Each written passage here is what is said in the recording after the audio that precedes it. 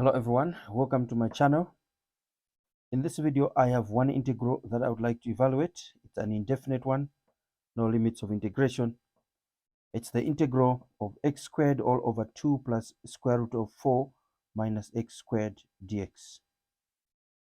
Now looking at this integral here, maybe the starting point would be by looking at the expression under the square root sign.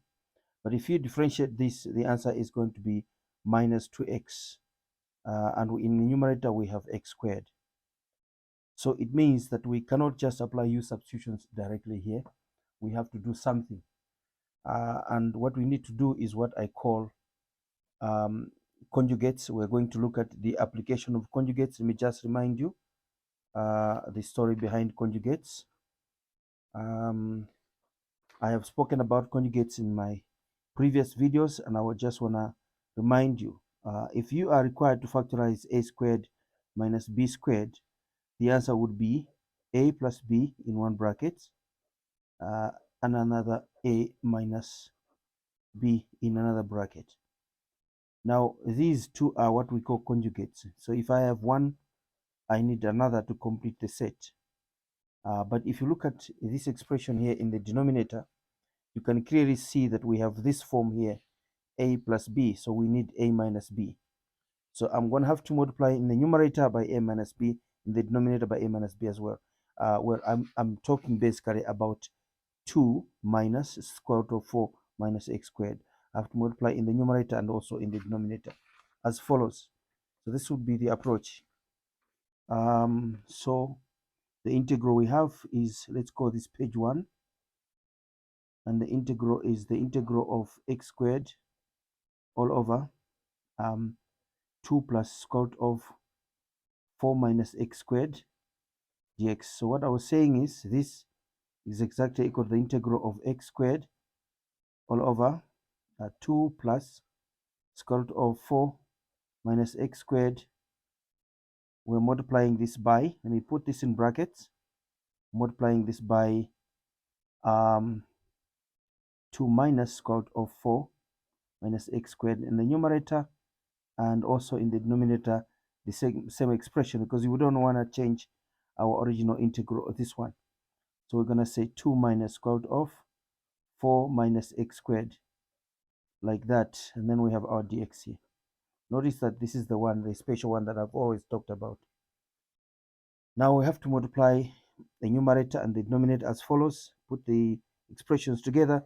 Square root of x squared times 2 minus square root of 4 minus x squared, and then we're going to have all over in the denominator we have 2 plus square root of 4 minus x squared in one bracket, and then 2 minus square root of 4 minus x squared in another bracket, and we have dx. Now notice something here. If you look at the denominator, you have this form, and the way to get to the answer is to use this form here, because these two are basically equivalent forms. So we're basically saying this is equal to the integral of x squared multiplied by 2 minus square root of 4 minus x squared, and in the denominator now I'm going to have, watch this, I'm going to have 2 squared minus this expression here, which is square root of 4 minus x squared, also has to be squared. Let me just close that bracket there like this, and what we have outside, dx.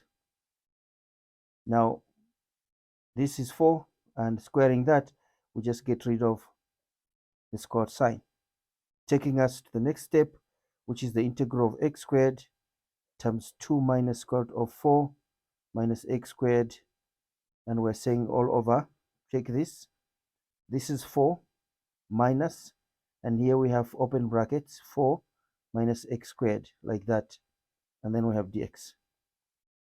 Taking us to page 2. Let's call this page 2. On page 2, we're basically simplifying that. In the denominator, you can see that we have a much simpler expression now. Move this one down a bit. Right, now we're saying basically that the expression there, that integral changes to the integral of x squared 2 minus square root of 4 minus x squared, and then in the denominator now we have 4 minus 4 plus x squared dx. Now you can see these cancel, and what we have, the integral of x squared 2 minus square root of 4 minus x squared, and we're in the denominator we have x squared dx. And yes, you can agree with me that this also cancels that, so our integral simplifies to 2 minus square root of 4 minus x squared, and we are saying the whole of this dx. So this is how our integral simplifies. Now moving forward, so what do we do now? Well, I'm going to distribute the dx and the integral as follows. This is the integral of 2 dx minus the integral of square root of 4 minus x squared dx. Now this part here is easy to integrate. As you can see, the answer is just 2x minus, let me say I here. I have to work out what I is. Right, so, because this is quite an integral as well. So now I'm going to move on. First, let me just utilize this space down here. I am now saying that our I is equal to the integral of square root of 4 minus x squared dx. Now, when you see an expression under the square sign like that with a square, trig substitution must come into your mind, but we have to transform that. So transforming the expression under the square sign, this is taking us to page 3. Transforming the expression under the square sign, basically I'm saying, let me just recopy the integral. It's the square root of 4 minus x squared dx. Now I'm saying we have to transform. Let me put this one aside. We have to transform that expression there as follows. Watch what I'm going to do. Square root of, I'm now going to factorize this. So common factor is 4. 4 into 4 is 1. 4 into x squared, it will be obviously x squared over 4, like this, dx. Now I'm going to take 4 out, which means I must take square root of 4, and the answer is 2. So this is the integral of 2 square root of, check this, 1 minus, and watch how I'm going to write that. I'm going to write it as x all over 2, and I'm squaring the whole thing like that, dx. Obviously, if you expand this or remove the brackets, you're going to get x squared over 4. Now I'm going to take 2 out because the constant, square root of 1 minus x over 2 all squared dx. At this stage, we're going to let, watch this, sine of theta be equal to x over 2. It's important at this stage to introduce our triangle that we're focusing on. The triangle we're focusing on is the triangle we define the angle theta as sine of theta being equal to x over 2, opposite over hypotenuse, and therefore the adjacent side is going to be equal to that squared minus that squared, and we take square root. So it will be square root of 4 minus x squared, if you can see what I mean. Now, fantastic. Now, at this stage, we're going to have to differentiate both sides to just get the expression for dx. Differentiating on the left, we have cos of theta d theta. On the right, we have, remember, just 1 over 2 dx. Multiply by 2 both sides. You're going to have 2 cos theta d theta. On the right hand side is dx. So now we have the expression for dx. We're gonna get rid of this, replaced by sine theta there, and then that will be replaced by that, and we can carry on like that. Let's go to page number 4.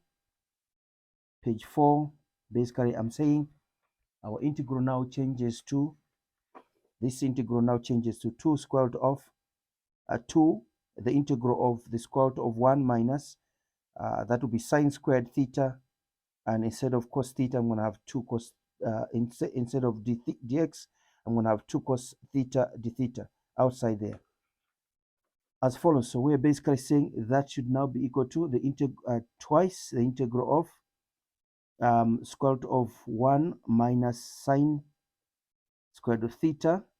Outside there, like I told you, this is what we're going to have in the place of dx. We're going to have 2 cos theta d theta. So it's 2 cos theta d theta.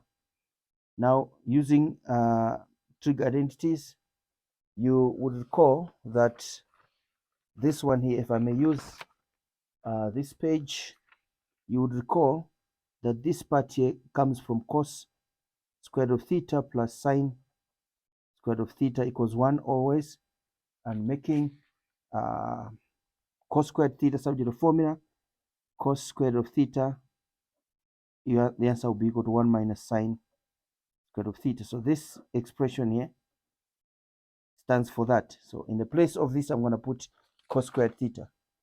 So now this is equal to 2 times the integral of the square root of cos squared theta. Outside here, I have 2 cos of theta, and then I have d theta. The 2 can come out, making 4 outside, and this is cos theta. Cos theta times cos theta is cos squared theta d theta. That's how it simplifies. At this stage, we are going to use another trig identity. You may have to revise the idea of trig identities, especially in this case, we're going to use what we call double angle formula for cosine. And you would recall that cosine of 2 theta has 3 expressions. The first one is cos squared of theta minus sine squared of theta. The second one is 2 cos squared of theta minus 1. And the third one is 1 minus twice sine squared of theta. Now we're going to use this part here, because that's where we find what we have. We have cos squared theta here, which is this one here. We have to make cos squared theta subject formula in this equation of cos to theta equals 2 cos square of theta minus 1. We're supposed to solve for cos square of theta here. And if you check this part here, it's going to be 1 plus, add 1 on both sides. Cos of 2 theta equals 2 cos square of theta, and divide by 2 both sides. You'll agree with me that the answer is going to be 1 plus cos of 2 theta all over 2, and this is equal to cos square of theta. Now, where I have this, I'm going to place this expression here. So this integral changes to 4, the integral of 1 plus cos of 2 theta all over 2, and we're saying d theta. That's how it changes. Moving forward, so basically this is taking the half out. You'll agree with me that it's going to be 2 into 4, it's 2. The integral of 1 d theta, I'm distributing now, and I'm going to say this plus the integral of cos of 2 theta d theta, like that. Now, this is easy because the integral of 1 is with respect to theta is theta. So we have 2 theta plus the integral of cos 2 theta is actually half of sine 2 theta. So take note of that. So we're saying half of sine 2 theta. That's the integral of this part here. And we're done. Now we're going to say plus c. But we have to take this expression into there. Maybe I must remove the c because remember the process. But I can keep it there because where we stopped, let me just get to the page where we stopped. Our page is this one. In that place, I'm going to have to put this expression here, but of course returning to our original variable, which I'm going to show you how we do it shortly. So when basically saying, now maybe we should do that straight away. We go to the page where I drew the triangle. We need the triangle now. This is page 4. I have page 2 here. Okay, here we go. So there is our triangle that we I'm looking at. This is where we have the relationship between theta and x, and you can clearly see from here that if I want to solve for theta, it's going to be sine or arc sine of x over 2, sine inverse of x over 2. So wherever I see theta, I must put this. But again, cos theta from here, you can see that it will be this over 2, and so on. So let's get back to our solution. Luckily, we don't have cos theta here. So now, but at least we have it inside there when we deal with the double angle formula for sine again. So let's just do that. This is going to be 2 theta, and then plus multiplying 2 by that is just sine 2 theta, and then plus c. What is this? We're talking about 2 theta plus double angle formula for sine. This is twice sine theta cos theta, remember, and then plus c. So now what is sine theta? Well, coming back to this triangle, sine theta is x over 2.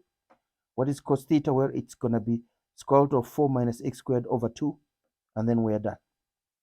So let's get back to our final solution. So basically we're saying, if you remember here where we stopped, this is where we stopped, 2x minus I. So we're basically saying now in conclusion, and this should be our page 5 now, because remember we're coming from page 4. At least if I've numbered these pages correctly, yes I have. So now we're going to page 5. On page 5, I'm basically saying that we are saying therefore the integral of what? Our integral, remember our original integral is this one here, this one here.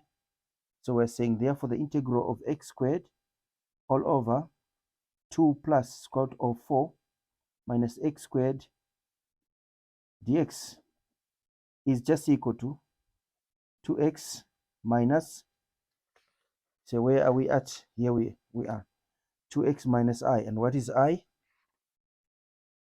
I is this expression here, and I'm going to change the sine theta and cos theta by using this triangle. Like I said, what is sine theta? Well, sine theta is x over 2. We're going to put x over 2 there. What is cos theta? Well, it's going to be square root of 4 minus x over 2, and then plus c. So where are we at? Remember, theta is sine inverse or arc sine of x over 2. I'm going to place it there. So let's go on then. We are basically, let me just capture this the way it is. So minus 2 theta plus 2 sine theta cos of theta, and we're saying I'm going to put this in brackets, and I'm going to say plus c basically. Yeah, that's just a constant. So like I said, we could delay putting the constant, but it's fine the way it is. Now let's carry on. So this is going to be 2x minus 2 theta minus 2 sine theta cos theta. We have a plus c there. Now, like I said, this is going to be 2x minus 2. What is theta? Well, from here you can see that theta is sine inverse or arc sine of x over 2. So sine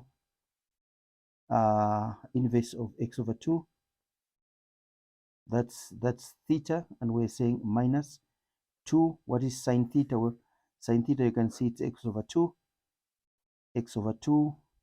What is cos theta? Well, cos theta is going to be this over that, which is square root of 4 minus x squared over 2.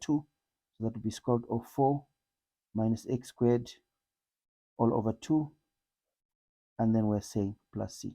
Let's simplify this, or yeah, at least clean up. So this is going to be 2x minus 2 sine inverse of x over 2, and then these 2 cancel that 2, so I'm just going to have half there, so we take half out. This is minus half of x, and the square root of 4 minus x squared, and yes, plus c. So this would be the solution to our integral. A bit tricky towards the end there in terms of the amount of work required, but this is how you go about this. All right, I am going to stop here in this video. Integration, like I said, is very vast, and we have so many integrals that we need to go through. So that means I will have to come back with another video to deal with other aspects of techniques of integration. So here we had only trig substitution and u substitution, but there are some cases where you combine trig substitution, u substitution, even an integration by parts as well. All right, if you're new to the channel, support us by subscribing. Your comments remain very critical for us because it helps us to adjust how we present this information. All right, see you next time.